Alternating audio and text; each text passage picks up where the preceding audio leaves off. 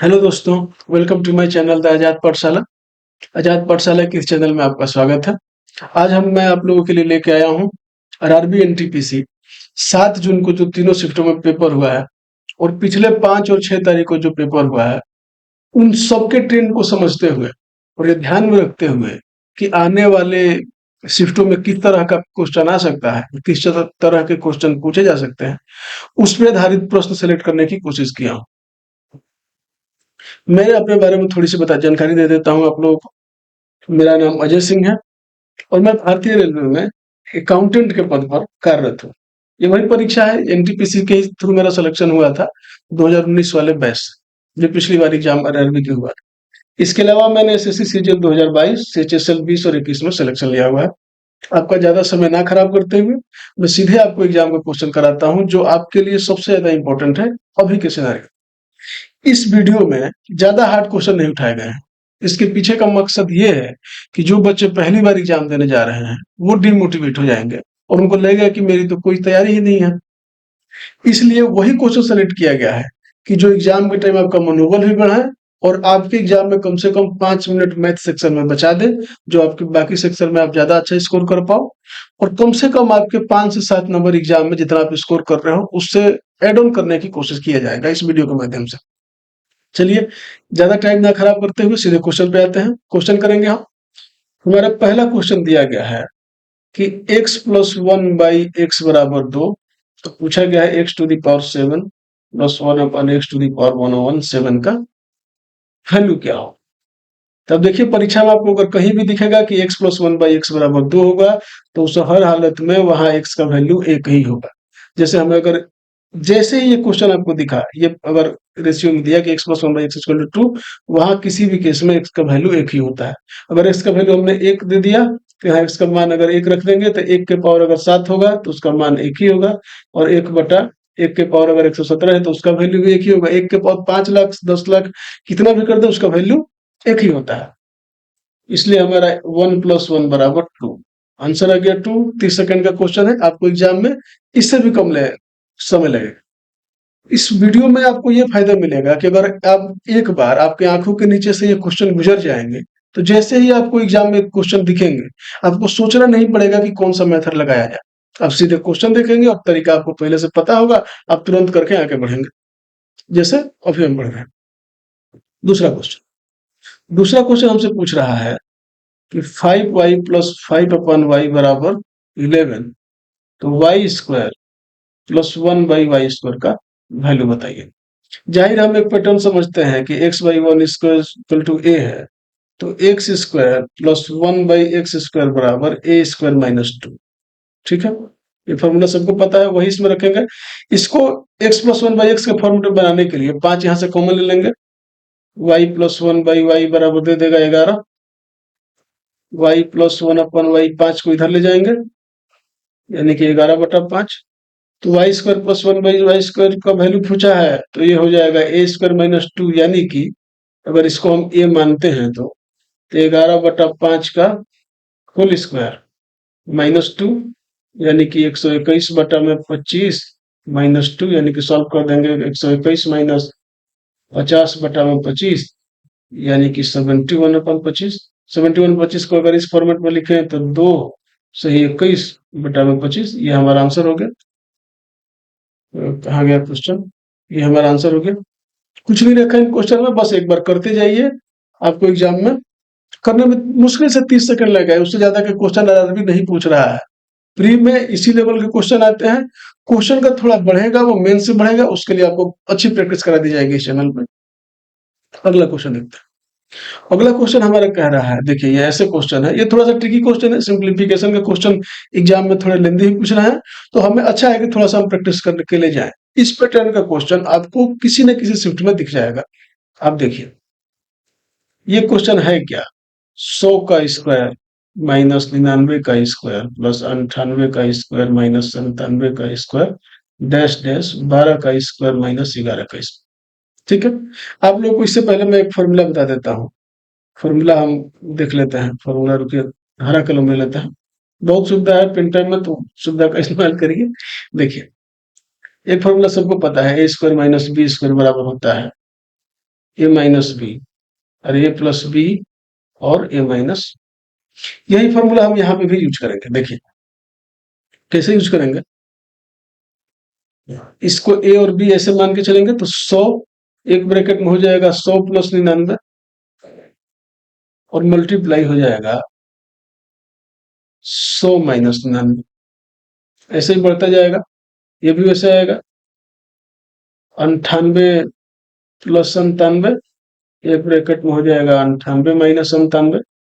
Same इधर हो जाएगा 12 प्लस 11, एक में हो जाएगा 12 माइनस 11।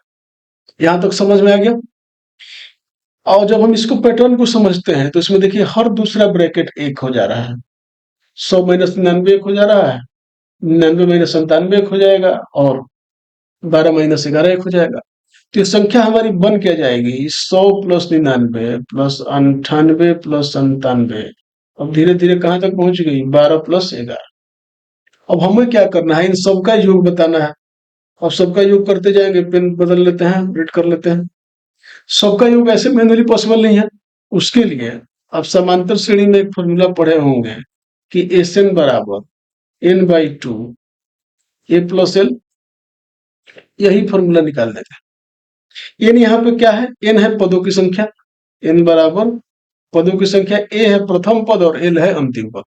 तो पदों की संख्या कैसे निकालें, सिंपल विजिबल है कि अगर 1 से लेकर 100 तक 100 संख्याएं हैं तो अगर 10 तक गायब है तो 11 से लेके 100 तक कितनी संख्याएं हो जाएंगी, 90। फॉर्मूला पर रख दीजिए सीधे, एन 90 है तो 90 बटा में 2, ए यहाँ पे 100 है, 100 रख लीजिए और अंतिम पद 11 है तो एल 11 रख लीजिए। कैलकुलेशन कैसे करेंगे, यहाँ पे जरा ध्यान से देखिए, सीधे इसको 111 करके गुणा मत करने लगिए, पहले इसको काटिए। ये 45 हो गया तो इसको जोड़िए मत, 45 से पहले गुणा कर दीजिए 4500। अब प्लस 11 से मल्टीप्लाई करिए, 11 5 55 के 5, 8 4, 11 44 और 5 49। अब इसको ऐड कर दीजिए, 5 9 4995 हमारा आंसर है। ये ऑप्शन नहीं होगा, ये होगा। ठीक है, एकदम बेसिक बेसिक क्वेश्चन है, थोड़ा सा लेंदी है पर दिमाग को शांत रखना है। हम सिलेक्टेड हैं तो हमें पता है कि सिलेक्शन किस तरह से लिया जाता है और आपको लेने में आपकी बहुत ज्यादा मदद की जाएगी। उसी की कोशिश है। अगली वीडियो, अगली वीडियो अगली स्लाइड, ठीक है, सॉरी माफ करिएगा। ये क्वेश्चन हमारा ऐसे है, देखिए 4 नंबर क्वेश्चन। ये क्वेश्चन कह क्या रहा है, देखिए 0.91 का होल क्यूब प्लस 0.09 का होल क्यूब बटा में 0.91 का स्क्वायर माइनस 0.0819 प्लस 0.09 का होल स्क्वायर। अगर इसको सिंप्लीफिकेशन के तरीके से जाएंगे तो बिल्कुल नहीं होगा, बहुत ज्यादा जटिल कैलकुलेशन हो जाएगा। इसको करेंगे कैसे, अलजेब्रा के नियम से। अलजेब्रा में एक फॉर्मूला होता है, a cube plus b cube बराबर a plus b, a square minus a b plus b square. ये सवाल कुछ भी नहीं है, बस यही फॉर्मूला यहाँ पर रख दिया गया है। यहाँ पे हम करेंगे क्या, देखिए सिंपल चीज, इसको मान लेते हैं ए और इसको मान लेते हैं बी। इसको फॉर्मूले के हिसाब से लिखिए, अगर ये ए क्यू प्लस बी क्यू है तो इसको लिखा कैसे जाएगा, ए प्लस बी ब्रैकेट में a square minus a b plus b square. और नीचे क्या होगा, ये फॉर्मूला पहले से रख के दे दिया गया है, a square minus a b plus b square. इससे ये कट जाएगा, बचेगा कितना, ए प्लस बी। तो इस पूरे कैलकुलेशन में हमारा बचा क्या है, ए प्लस बी। ए हमने कितना माना हुआ था, इसमें 0.9 माना क्या हुआ, वो तो विजिबल है, प्लस बी कितना है 0.09।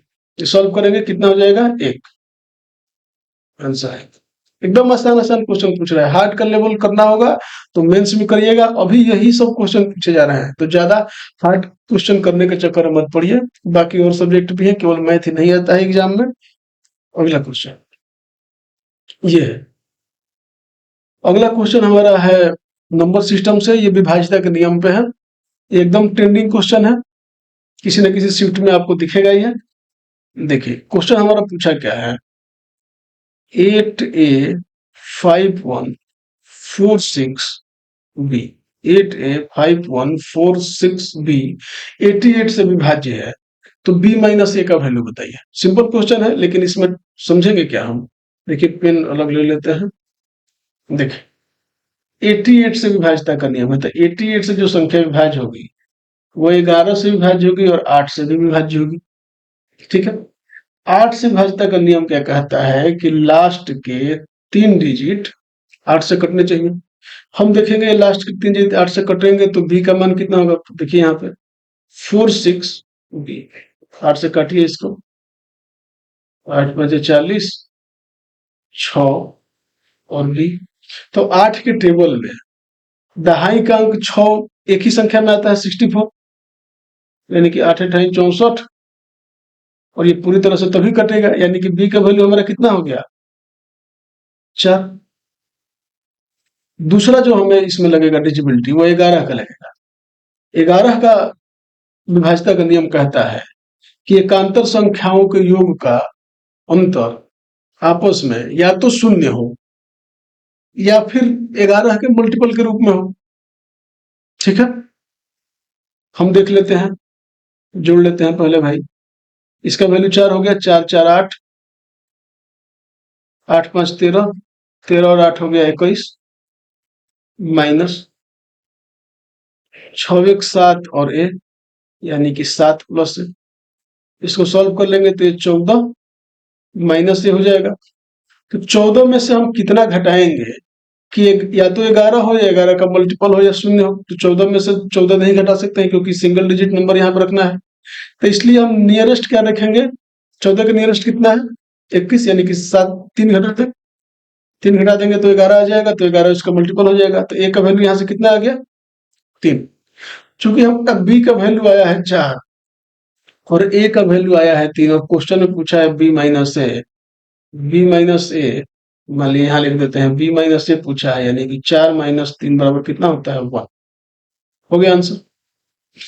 आंसर देते टाइम इस बात का जरूर ध्यान रखिएगा कि बी माइनस ए पूछा है या ए माइनस बी पूछा है। नहीं तो कई बार लोग इतना सारा सॉल्व करने के बाद भी आंसर देते टाइम ये नहीं देख पाते हैं कि पूछा क्या है और आंसर ये क्लिक करके चले जाएंगे। अगर वही ए माइनस बी पूछा होता तो आंसर -1 होता। ठीक है, अगले क्वेश्चन पे चलते हैं। देखिए, हाँ अगला क्वेश्चन, हाँ ये भी एक विभाजिता का क्वेश्चन है पर ये सबसे आसान है। सबसे आसान है क्यों मैं बता रहा हूँ, आप समझेंगे। देखिए क्वेश्चन क्या है, 517x324 12 से विभाज्य है।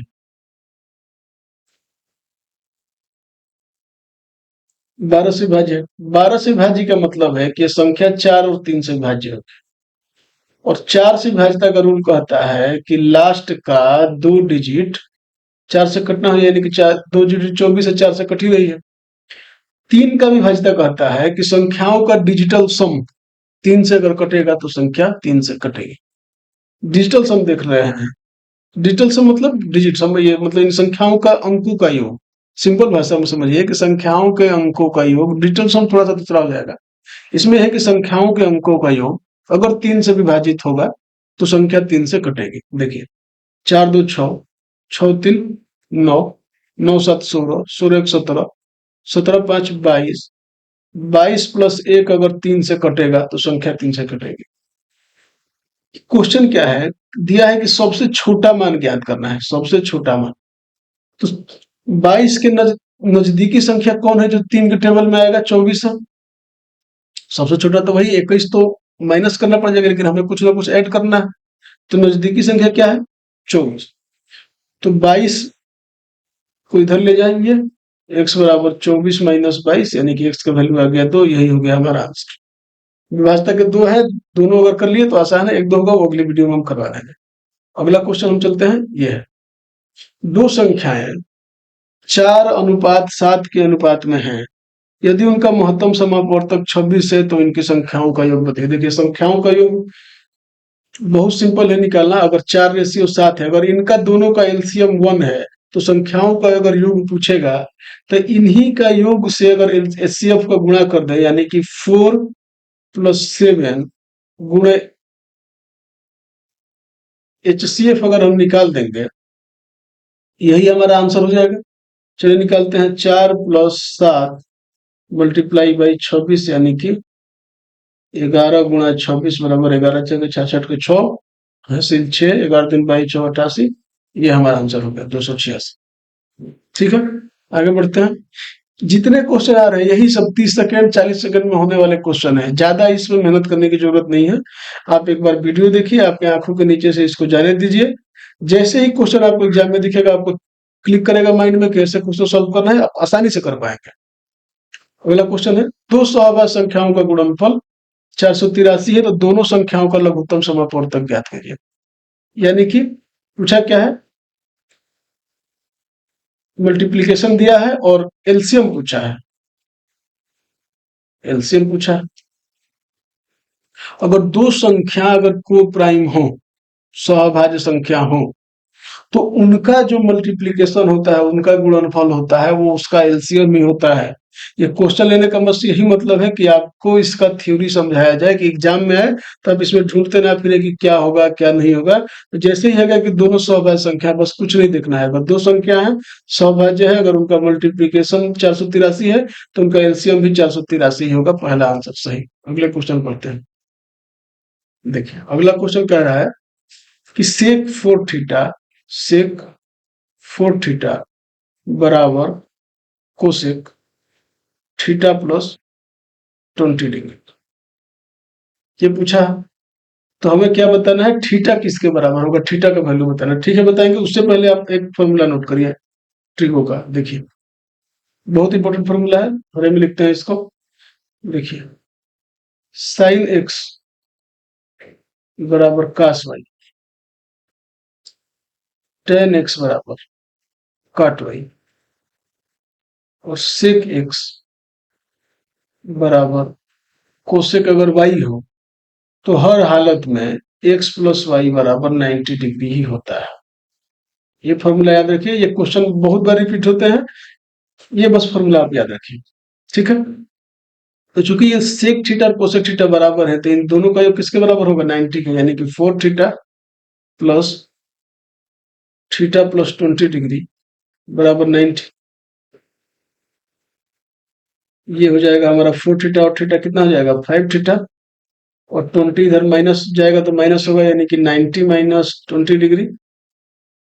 5 थीटा बराबर 70 डिग्री, तो थीटा बराबर 14 डिग्री। हो गया हमारा आंसर। क्लियर, ये ऑप्शन सी हमारा सही है। अगले क्वेश्चन पे चलते हैं। यदि एक घन का संपूर्ण पृष्ठीय क्षेत्रफल 24 वर्ग इकाई है, तो घन का आयतन ज्ञात कीजिए। देखिए घन कैसे बनता है, देखिए घन,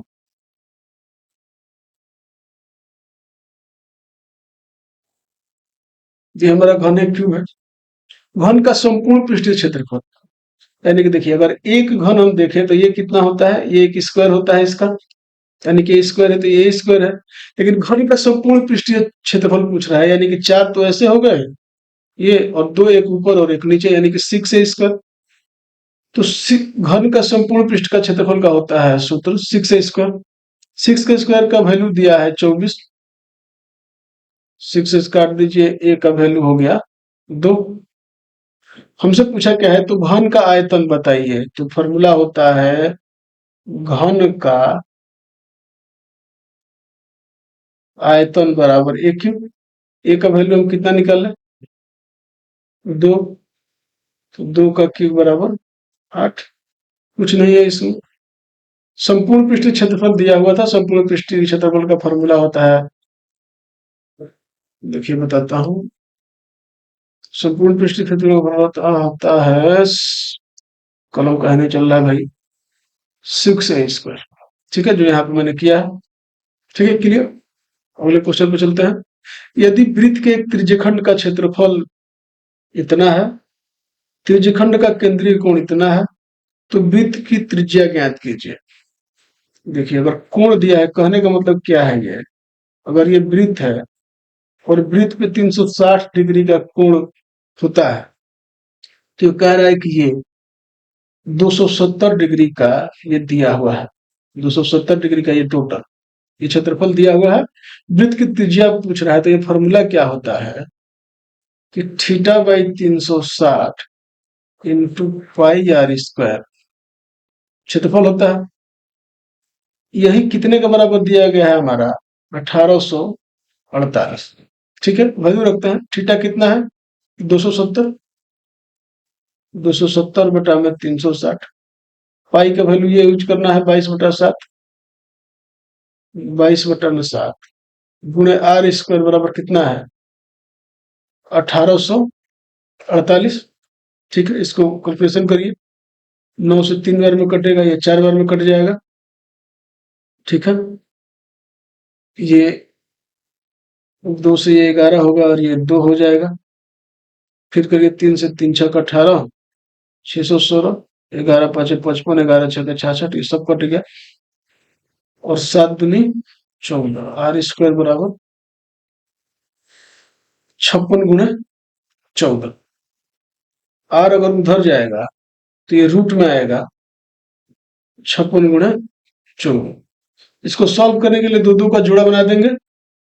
56 को हम क्या लिख सकते हैं 14 गुणे 4 और गुणे 14, यानी कि एक 14 यहां से बाहर आ जाएगा और एक 4 बाहर आएगा तो 2 आ जाएगा इधर।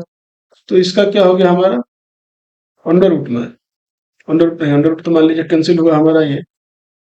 इसको हम करेंगे 14 इंटू 2 बराबर 28। ये हो जाएगा आंसर हमारा। Clear, option number D.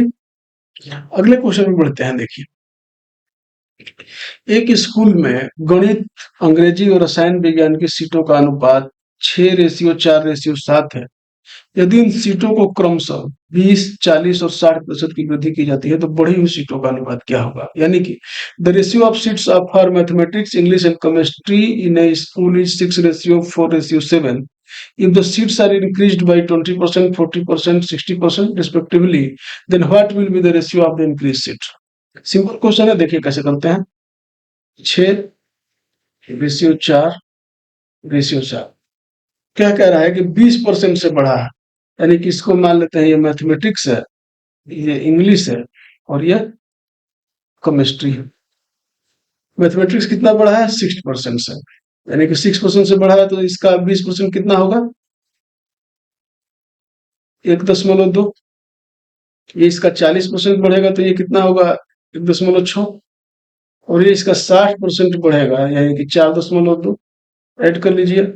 7.2, 5.6, 11.2।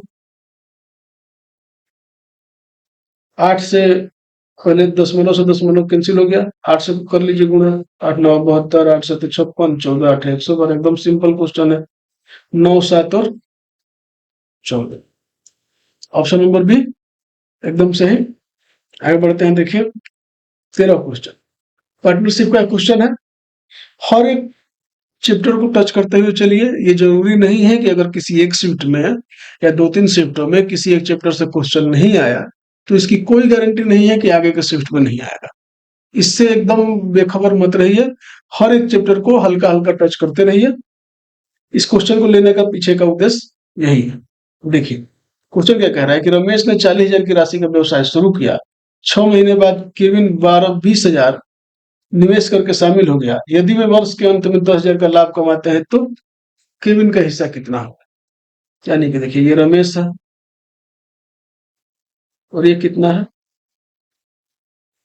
Kevin.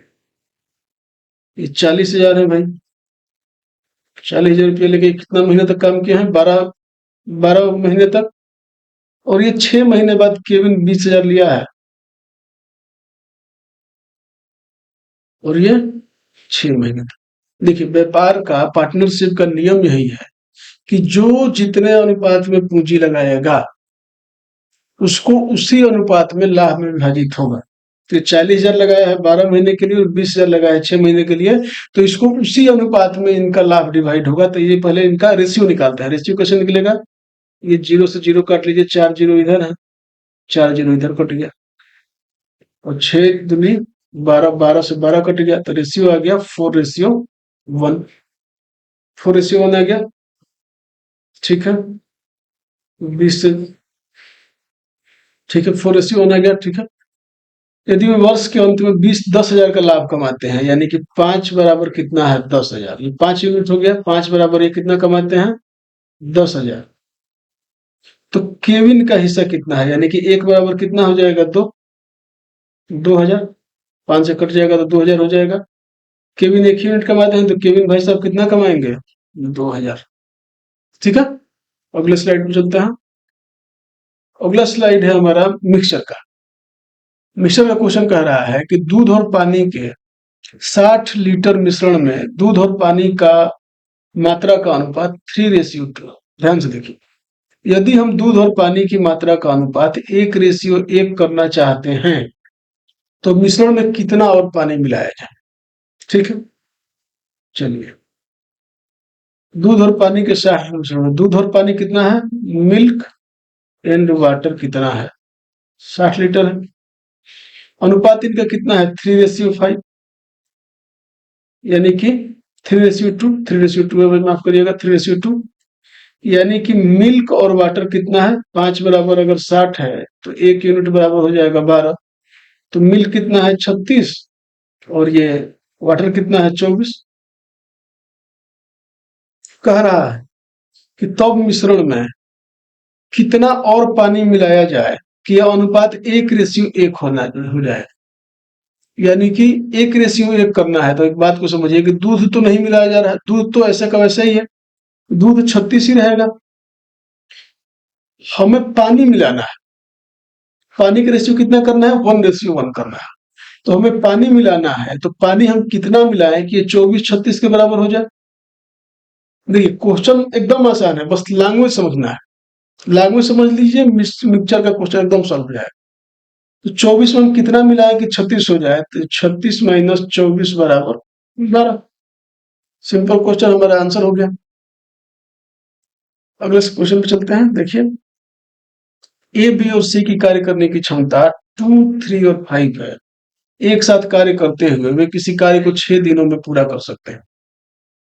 ए 20% कार्य कितने दिनों में पूरा कर सकता है। चलिए देखते हैं क्वेश्चन। ए, बी और सी है, थोड़ा एक अलग रंग से लिखते हैं और हम लिखेंगे किस कलर से लिखें भाई, चलिए ब्लू से लिखते हैं। देखिए ए का क्षमता कितना है, दो क्षमता को डिवाइड करते हैं इफिशियंसी से, इफिशियंसी का ई 2, 3 और 5। कह रहा है कि एक साथ कार्य करते हुए 6 दिनों में करते हैं। अगर एक दिन में ए 2 काम करता है, बी 3 काम करता है, सी 5 काम करता है, तो एक दिन में टोटल काम कितना करेंगे 5, 3, 8, 2, 10। और 6 दिन में कार्य पूरा होता है, यानी कि 10 इंटू 6 बराबर 60 काम। टोटल वर्क कितना है 60। अब कह रहा है कि ए कार्य का 20%, यानी कि टोटल परसेंट 60 है, सो टोटल वर्क 60 है, तो इसका 20% कितना होगा 12। 10% 6 तो 20% 12, ऐसा कैलकुलेशन करिए। तो ए 20% कार्य कितने दिन में करेगा, यानी कि ए की इफिशियंसी कितनी है 2, तो 2 12 काम कितने दिन में करेगा 12/2, यानी कि 6 दिन। आंसर। बढ़ते हैं हमारे अगले क्वेश्चन पर। एक कार निर्धारित समय से 4 घंटे देरी से चल रही है, लेकिन 480 किलोमीटर दूर अपने गंतव्य तक समय पर पहुंचने के लिए उसे अपनी सामान्य चाल को 10 किलोमीटर प्रति आवर से बढ़ाना पड़ता है। कार्य की सामान्य चाल क्या है। ठीक है, सामान्य चाल हम निकालते हैं। देखिए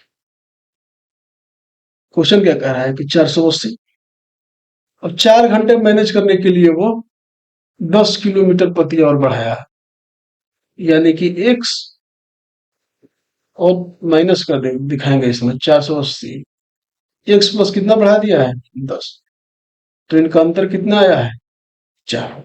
लैंग्वेज को इसी तरीके से लिखिए। और देखिए अगर मेथड से करने जाएं तो इसमें समीकरण बनाते रहिए, द्विघात समीकरण बनेगा, सॉल्व करने में बहुत टाइम लग जाएगा। अब हम ध्यान से देखेंगे कि 480 को हमें डिवाइड करना है, तो इसमें कौन सी बाई ऑप्शन इसको कौन सॉल्व कर रहे हैं, तो इसमें कौन सा ऑप्शन पुट कर रहे हैं कि एक्स भी 480 को डिवाइड कर दे और एक्स प्लस 10 भी कर दे। 40 रखते हैं तो 40 और यहाँ 50 होगा, 50 480 को नहीं काट पाएगा। 60 में अगर 60 रखेंगे तो ये 70 हो जाएगा, 70 नहीं काट पाएगा। 30 रखेंगे तो ये 30 और 40 से दोनों कट जाएगा।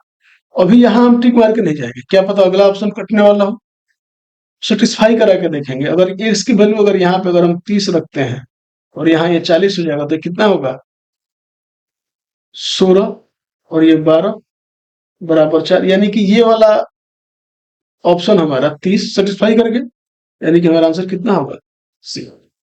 इस क्वेश्चन को इसीलिए लिया गया कि आपको बताया जा सके कि एग्जाम में ऐसे क्वेश्चन में समीकरण नहीं बनाने लगना है, इसको इस तरीके से अटेम्प्ट करना है। ठीक है, अगला क्वेश्चन। अगला क्वेश्चन है कि सरसों के तेल का अंकित मूल्य उसके क्रय मूल्य से 25% अधिक है। यदि इसे बिना किसी लाभ या हानि के बेचा जाए ना है तो इसके अंकित मूल्य से कितने प्रतिशत कम पर बेचा जाना चाहिए। यानी कि देखिए सरसों का अंकित यानी कि क्रय मूल्य, यानी कि मान लीजिए क्रय मूल्य मान लीजिए हमारा सीपी 100 है, क्रय मूल्य से 25% अधिक अंकित है, यानी कि 125 अंकित है। क्या क्या है कि इसे बिना किसी लाभ हानि के बेचना है, यानी कि हमें इसको 100 रुपए पर ही बेच देना है, तभी हमारा लाभ हानि नहीं होगा। ठीक है, तो कह रहा है कि कितने प्रतिशत कम पर बेचना चाहिए, यानी कि 125 में कितने प्रतिशत की कमी की जाए कि वो 100 हो जाए, यानी कि 25 की कमी करना है। तो 25 की कमी किस पे करना है, 125 पर। परसेंटेज निकाल देंगे, 25 बचे 125 और 5 से ये 20%। एकदम इजी क्वेश्चन, एकदम सोल्यूशन। अगला क्वेश्चन देखिए। अगला क्वेश्चन स्टैटिस्टिक्स का है, फॉर्मूला बेस्ड क्वेश्चन है और इसकी में 100% गारंटी है कि ये किसी न किसी शिफ्ट में इस फॉर्मूला पे क्वेश्चन रहेगा, रहेगा ही रहेगा। अभी मैंने चैनल पे पहली वीडियो डाली थी जिसमें ज्योमेट्री का क्वेश्चन कराया था। चैनल नया हुआ है, लोग सब कई लोग देखे होंगे, नहीं देखे होंगे। अब इस बात का ध्यान रखिए, चैनल नया है, मैं नया नहीं हूं। इस एग्जाम की दुनिया में हम लोग करीब करीब 10 सालों का अनुभव है। उस वीडियो से, पहली वीडियो से कम 3-4 क्वेश्चन आए हैं इन 3-4 शिफ्टों में, एकदम हु बाई हु वही फॉर्मूला। डाटा हल्का सा बस चेंज किया है, एक तो लग रहा था कि डाटा भी चेंज नहीं है। तो अब देखिए इस क्वेश्चन पे, देखिए कि दिया गया है कि इसमें क्या दिया गया, माध्य दिया है, माध्यिका दिया है और बहुलक पूछा है। आपको एक फॉर्मूला में नोट कराता हूं, इसको नोट कर लीजिए और देखिएगा कि वो एकदम श्योर किसी न किसी एग्जाम शिफ्ट में आपको दिख जाएगा कि बहुलक, बहुलक यानी कि मोड, हिंदी इंग्लिश दोनों लिख लेता हूं, बराबर 3 गुणे माध्यिका, माध्यिका 3 इंटू मीडियन माइनस माध्य, 2 गुणे माध्य, यानी कि 2 इंटू मीन। यही रिलेशन होता है बहुलक, माध्यिका और माध्यमिक, यानी कि मोड बराबर 3 इंटू मीडियन माइनस 2 मीन। ठीक है, हमें क्या पूछा है, बहुलक यानी कि मोड पूछा है, मोड यानी कि बहुलक। 3 इंटू माध्यिका कितना दिया है, 48, और मीन कितना दिया है, माध्य बराबर 60 इंटू 2, यानी कि ये वाला फॉर्मूला यहाँ वाला करिए, 3/4 माइनस 120 बराबर 24। मोड आ गया हमारा 24, यही होगा उसका। अगला स्लाइड, अगला स्लाइड नहीं है। चलिए, धन्यवाद इतने समय तक मेरे साथ जुड़े रहने के लिए और क्वेश्चन देखने के लिए। ये क्वेश्चन का सेट यहाँ पे खत्म होता है। कल आपको शाम को इसी तरह तीनों शिफ्टों का एनालिसिस देख के और क्वेश्चन पता करके और उसका निचोड़ निकाल के आपको फिर 15 या 20 क्वेश्चन का वीडियो आएगा और कराया जाएगा। अगर आप चाहते हैं कि आपके पास ये वीडियो समय से पहुंचे तो प्लीज इस चैनल को सब्सक्राइब करें। अगर आपके किसी छोटे भाई, मित्र, दोस्त कोई भी ये एग्जाम दे रहा हो तो उसको ये वीडियो भेजिए। अगर अच्छा लगे वीडियो तो लाइक करें। धन्यवाद।